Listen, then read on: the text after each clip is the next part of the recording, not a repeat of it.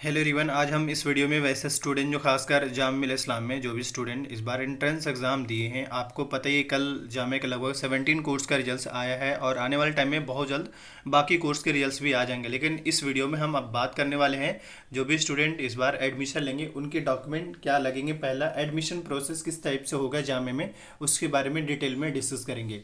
लेकिन उससे पहले मैं बताना चाहूँगा कि जैसे आपको पता ही चली गई कल जो है लगभग 17 कोर्स का रिजल्ट आया। हो सकता है आज से कल तक में काफ़ी सारे कोर्स का रिजल्ट आपको देखने को मिले। काफ़ी सारे कोर्स का मतलब ये है कि जैसे मैंने पहले भी कहा था कि देखिए अब जो है ऐसा होगा क्योंकि मंथ चल रहा है जुलाई का, और जामिया का जो न्यू सेशन स्टार्ट होने वाला है या होगा वो 1 अगस्त से होपफुली हो जाएगा, मतलब 1 अगस्त से आपके क्लास स्टार्ट हो सकते हैं। तो ऐसे में जामिया थोड़ा फास्ट तरीके से एडमिशन कंप्लीट कराना चाहेगी। ये अलग बात है कि इतना लेट हो, लेकिन अब कोई लेट होने वाला नहीं है। हाँ, अब इन सब में इंपॉर्टेंट ये कि जो 17 कोर्स का जो रिजल्ट आया है उसमें आप एक बात नोटिस करिएगा कि इन सभी स्टूडेंट को एडमिशन का जो डेट दिया गया है वो 10 जुलाई से 14 जुलाई, यानी सिर्फ 5 डेज, और वो भी 10 जुलाई से सबको सेम डेट ही दिया गया है। ऐसे में ज़रूरी है जो भी स्टूडेंट एडमिशन लेने वाले हैं पहले जामे के एडमिशन प्रोसेस को जानिए। दूसरा, कौन कौन से डॉक्यूमेंट लगेंगे, अगर कोई डॉक्यूमेंट नहीं है तो उसका क्या सोल्यूशन है, उसके बारे में भी बात करेंगे। सबसे पहली बात तो यह है कि कोई भी अगर आप रिजल्ट देखे होंगे तो उस रिजल्ट में 3-4 बातें होगा। पहली बात ये होगा कि आपका एडमिशन का डेट मेंशन होगा। दूसरा, एडमिशन कहाँ मिलेगा। जैसे कुछ स्टूडेंट का एडमिशन डेट अगर माइते भी लिखा हुआ यूनिवर्सिटी पॉलिटेक्निक, इसका मतलब इनका एडमिशन कहाँ मिलेगा, इनका मिलेगा जामे के गेट नंबर 7 पे यूनिवर्सिटी पॉलिटेक्निक का बिल्डिंग है, वहाँ जाकर मिलेगा। ऐसे ही मान ली किसी का नेचुरल साइंस है तो भी 7 नंबर पे ही गेट है। ऐसे ही मान ली किसी का ह्यूमैनिटीज एंड कॉमर्स लिखा होगा तो उसका गेट नंबर 8 पे होगा। ऐसे हम आपको बता देंगे, आपको परेशान होने की ज़रूरत नहीं है। लेकिन अब हम बात करते हैं डॉक्यूमेंट क्या क्या लगेंगे, फिर आपको इन शॉर्ट में हम एडमिशन प्रोसेस मतलब जो मैं बताने वाला हूँ यहाँ पे एज इट इज़ आपको जामिया में होने वाला है। जामिया आप जाएंगे वहाँ पे सेम एज उसके अलावा कोई और अलग चीज़ें नहीं होगा। ठीक है, चलिए स्टार्ट करते हैं। सबसे पहला पॉइंट नंबर 1 पे कह रहा है आपका एडमिट कार्ड कहाँ, आपने जामिया के वेबसाइट पे जाकर अपना एडमिट कार्ड डाउनलोड करना है। रजिस्ट्रेशन फॉर्म, यानी जामिया आपने फॉर्म अप्लाई किया था ना शुरू में, मतलब जब फॉर्म फिल किया तो उसका एक फॉर्म प्रिंट उसको निकाल लेना है। और इसके बाद एटलीस्ट 2 रिसेंट फोटो कह रहा है तो आप कम से कम 4-5 फोटो लेकर जाएंगे। राइट, पहला पॉइंट क्लियर हो गया। Admit card, registration form already Jamia के वेबसाइट पे, मतलब एडमिट कार्ड के जस्ट बगल वाले सेक्शन में रजिस्ट्रेशन फॉर्म होगा, उसको प्रिंट कर लीजिएगा और 4 फोटो। पॉइंट नंबर 1 क्लियर हो गया। पॉइंट नंबर 2 कह रहा है proof of passing the qualifying examination together with original marksheet in accordance with. अब यहाँ पे समझिए, कोई डिप्लोमा के स्टूडेंट है उनका 10th की मार्कशीट रिक्वायर्ड होंगे। कोई अगर 12th बेस पे दिया है तो 12th की मार्कशीट लगेंगे। कोई स्टूडेंट अगर मास्टर्स में एडमिशन लेना चाह रहे हैं तो उनका 12th का मार्कशीट लगेगा। सॉरी, मास्टर्स में लेना चाह रहे हैं तो ग्रेजुएशन का मार्कशीट लगेगा। समझिए, कोई भी स्टूडेंट अगर मास्टर के कोर्स में लेना चाह रहे हैं तो ग्रेजुएशन की पूरे मार्कशीट, फाइनल ईयर का मार्कशीट, और उससे पहले इतने सारे मार्कशीट लेके जाना पड़ेगा। वैसे फाइनल ईयर का मार्कशीट ज़्यादा सफिशेंट काफ़ी है। अब उसमें कुछ स्टूडेंट ऐसे होंगे जिनके पास मार्कशीट नहीं होंगे, तो ऐसे में क्या होगा, देखिए एटलीस्ट आपके पास जैसे मार्कशीट तो होना ही चाहिए पहली चीज़, या फिर जैसे मार्कशीट तो होना ही चाहिए। अगर इनकेस नहीं है तो आपको टाइम मिलेगा। टाइम कब तक का मिलेगा, लेकिन एडमिशन के लिए तो पहुंचना ही पड़ेगा। अगर बाय द वे वैसे आपके पास मार्कशीट नहीं है तो आपको 30 अगस्त तक टाइम दिया गया है। 30 अगस्त ही कह सकते हैं ना, बल्कि नहीं, सितंबर कह सकते हैं, 9th मंथ है ना, तो आपको सबमिट करने का इन्होंने जो टाइम दिया है वो 30 सितंबर। अगर जिन स्टूडेंट के पास नहीं है उन स्टूडेंट के लिए, अगर जिसके पास है वो ओरिजिनल डॉक्यूमेंट लेकर जाए और सबमिट करें। ये हो गया फाइनल ईयर के हिसाब से। अब इसको पॉइंट नंबर 3 में कह रहा है कि कोई, हाँ, पॉइंट नंबर 3 में कह रहा है कि आपके पास बर्थ सर्टिफिकेट होना चाहिए। अगर बर्थ सर्टिफिकेट नहीं है तो 10th की marksheet as a birth certificate consider किया तो उसको भी लेकर जाना पड़ेगा। मतलब आपने जहाँ से 10-12 पास हुआ वो 10 की मार्कशीट भी, और जिस क्लास में एडमिशन ले चाह रहे उससे पहले एलिजिबिलिटी क्राइटेरिया के हिसाब से मार्कशीट भी। जिससे मान लीजिए सिंपल सी बात है, बीटेक में कोई एडमिशन लेना चाह रहे हैं तो बीटेक के हिसाब से देखा जाए तो क्या है, 12th की मार्कशीट रिक्वायर्ड है। ऐसे ही बीएफए के हिसाब से क्या है, 12th की मार्कशीट रिक्वायर्ड है, 10th की मार्कशीट भी इन दोनों को लेकर जाना पड़ेगा। अब ये हो गया पॉइंट नंबर 3। पॉइंट नंबर 4 कह रहा है कोई भी परमानेंट एड्रेस में कोई भी आईडी कार्ड, याद रखिए ओरिजिनल आईडी कार्ड लेकर जाना पड़ेगा। जैसे वोटर आईडी कार्ड हो गया, आधार कार्ड हो गया, कोई भी आईडी प्रूफ ओरिजिनल में लेकर जाना पड़ेगा। पॉइंट नंबर 4 क्लियर हो गया। पॉइंट नंबर 5, जो भी स्टूडेंट खासकर ओबीसी है, एसटी हैं, तो उनको अपने कैटेगरी का सर्टिफिकेट सबमिट करना पड़ेगा। यहाँ पे तो नॉर्मली जो मुस्लिम में ओबीसी एसटी होते हैं इनके कैटेगरी सर्टिफिकेट बनते हैं, वो सर्टिफिकेट लेकर जाना पड़ेगा। पॉइंट नंबर 7 क्लियर हो गया।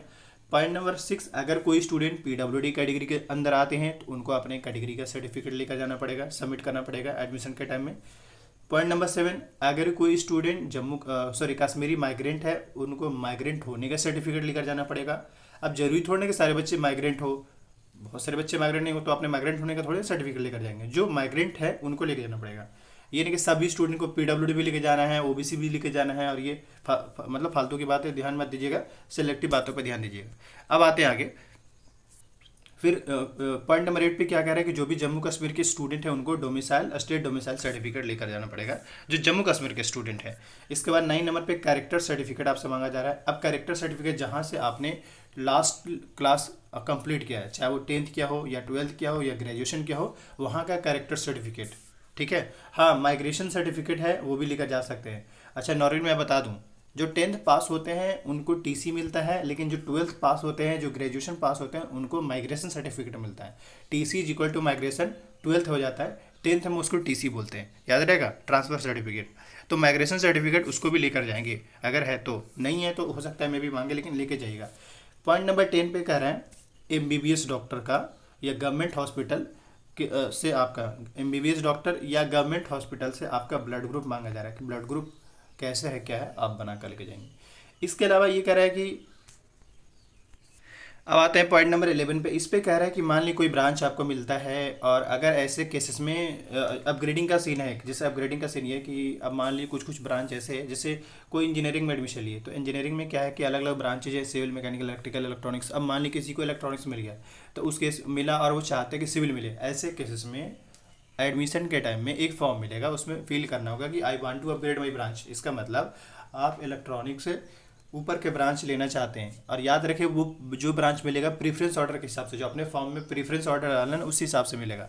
अब ऐसे ही जैसे मान ली कोई बीए प्रोग्राम अभी और बीए पॉलिटिकल में दिए होंगे, अब मान ली सेकंड चॉइस में बीए प्रोग्राम है, फर्स्ट चॉइस में बीए पॉलिटिकल है, तो मेरिट के बेस पे या तो बीए प्रोग्राम या पॉलिटिकल मिलेगा। लेकिन अगर कट ऑफ कम जाता है मेरिट के हिसाब से, हो सकता है आपके ब्रांच अपग्रेड भी हो, तो ये टोटली मेरिट बेस पे होगा, कहने का मतलब ये है। अब इसके बाद जो है पॉइंट नंबर 12 ये कह रहा है कि अगर आपका गैप है, जैसे मान ली 1 ईयर गैप है या 2 ईयर गैप है, तो अगर 1 ईयर गैप है तो आपको गैप का एफिडेविट बनाकर लेके जाना पड़ेगा।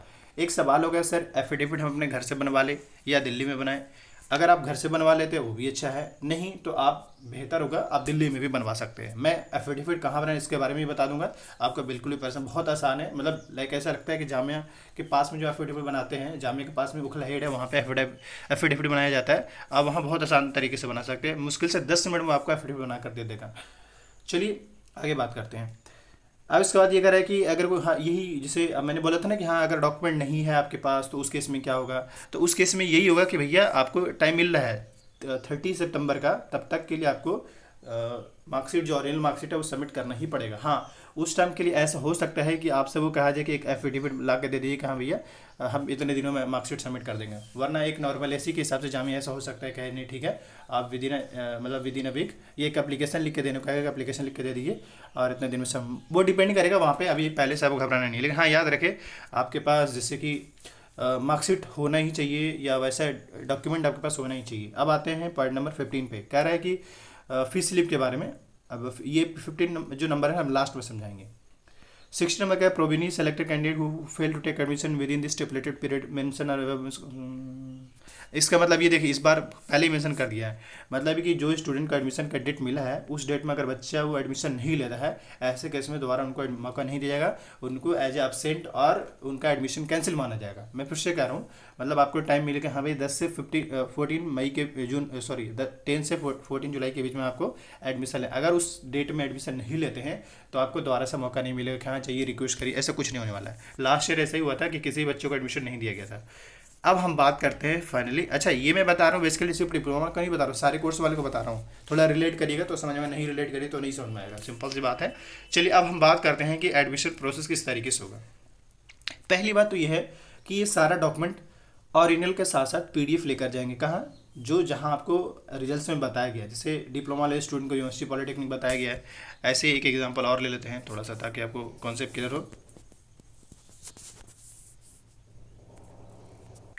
इसके बाद अगर इसमें आप देखें तो ये अगर बीएफए वाले स्टूडेंट है जिनका डिपार्टमेंट ऑफ पेंटिंग में, अब ये डिपार्टमेंट ऑफ पेंटिंग का है, ये मेरे ख्याल से गेट नंबर यानी बीटेक वाला फैकल्टी में, आई थिंक बीटेक फैकल्टी में है, वरना आपको गेट नंबर 18 पे भी जाना पड़ सकता है। 18 में भी फाइन आर्ट्स का डिपार्टमेंट है, तो आप वहाँ से इसमें देख लीजिएगा। खैर, अब हम देखिए इसमें भी सेम वही डॉक्यूमेंट जो अभी उसके बारे में बताया, मतलब इसमें भी सेम बताया, इसमें कोई कहानी तो अलग है नहीं।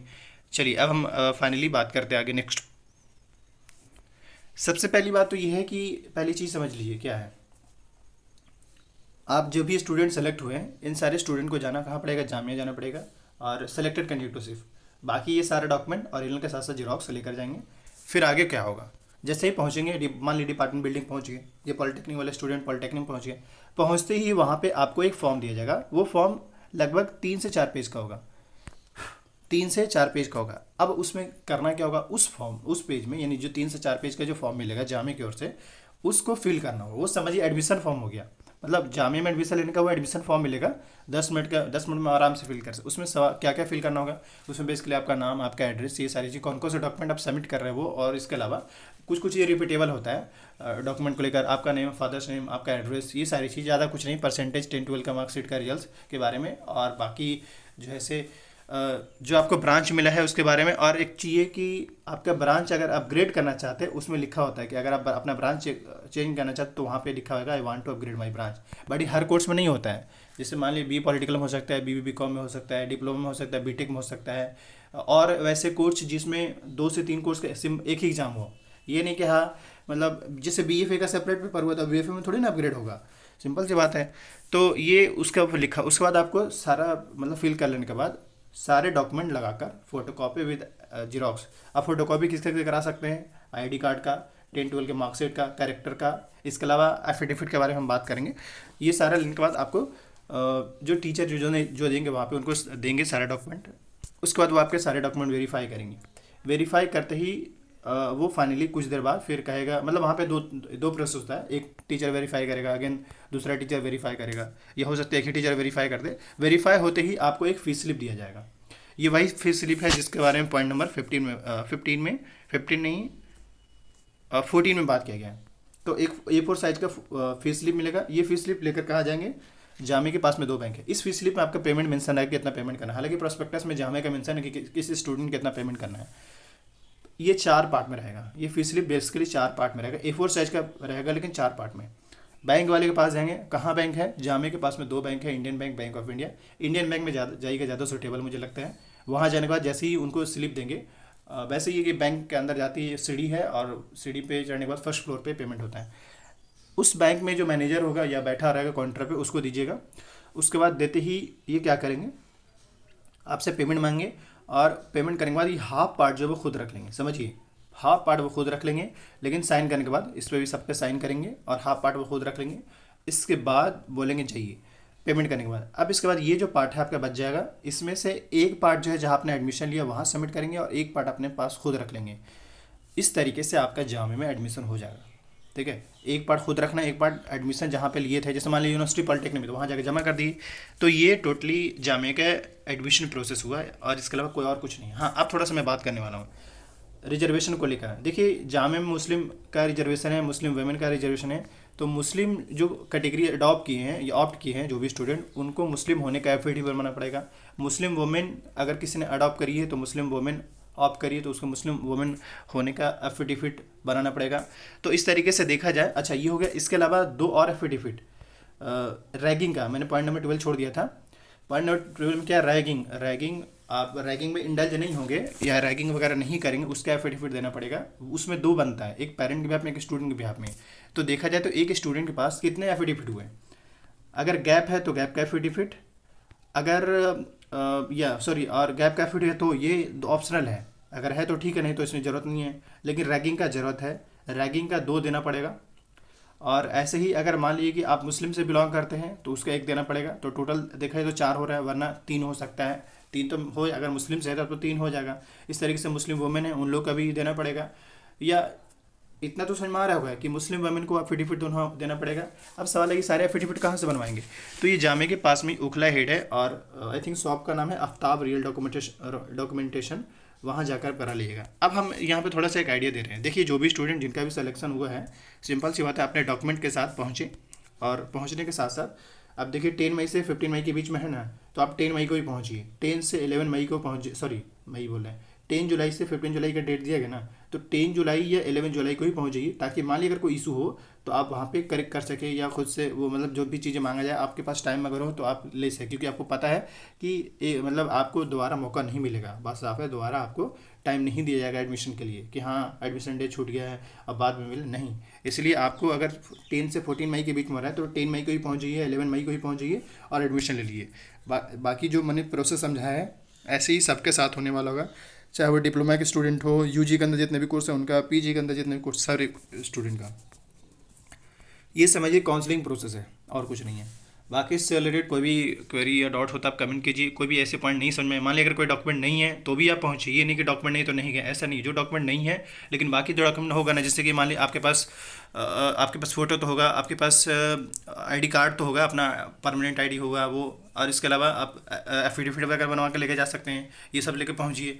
और रहा सवाल मार्कशीट नहीं है तो मार्कशीट बनवा निकलवाइए इमरजेंसी में किसी भी हाल में, ये जो मार्कशीट है वही लेकर जाइए एटलीस्ट। जैसे मान ली कि आप कोई मास्टर्स में एडमिशन ले रहे हैं तो उनके पास 10-12 का तो मार्कशीट हो गई, और मान ली कि मास्टर्स के उससे पहले का मार्कशीट, जैसे मान ली first year, second year, third year का मार्कशीट तो हो गई, वो सब लेके जाइए। तो इस तरीके से आप लेकर जाएंगे तो आपको वहाँ मिल जाएगा। बाकी नहीं है तो उसमें आप रिक्वेस्ट करेंगे, फिर उसके बाद वो खुद ब खुद कहेंगे हाँ एक एफिडेविट दे दो, उसके बाद आपका, क्योंकि वैसे भी ओरिजिनल मार्कशीट सबमिट करने का एक टाइम दिया इन्होंने, देख लीजिए 30 सितंबर। आप वहाँ पे रिक्वेस्ट करेंगे सर, और ये रिजल्ट में तो मेंशन किया गया है कि 30 सितंबर तक सबमिट करें, तो मुझे थोड़ा टाइम दे दीजिए। ऐसे जैसे ही वो लोग समझ जाएगा हाँ लड़का समझदार है तो आपको मौका मिल जाएगा। तो ये बातें सभी के लिए एप्लीकेबल है, नॉट ओनली लड़का यानी लड़कियों के लिए भी एप्लीकेबल है। बाकी इससे रिलेटेड कोई भी क्वेरी हो तो वीडियो अच्छा लगा तो लाइक करिए, और कोई भी क्वेरी हो तो कमेंट कीजिए। Thank you.